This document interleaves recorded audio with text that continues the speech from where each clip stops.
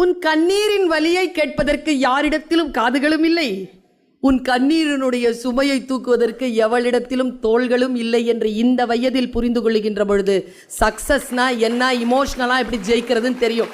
நான் விதைத்த விதை நான் தான் அறுவடை செய்ய வேண்டும், அடுத்தவர்களிடம் சொல்லிக் கொள்வதற்கு எதுவுமே கிடையாது. இந்த வயதில் முடிவு செய். நீ இந்த வயதில் முடிவு செய்யாமல் அப்புறம் வேற எந்த வயதில் முடிவு செய்ய முடியும்? This is the age. நான் ஒரு விஷயம் சொல்றேன், ஆழமாக உன் வீட்டில் போய் டைரியில் எழுதி வைத்துக்கொள். 17 வயது முதல் 25 வயது வரை நீ எதை செய்வாயோ வாழ்க்கை முழுவதும் அதைத்தான் செய்வாய். இந்த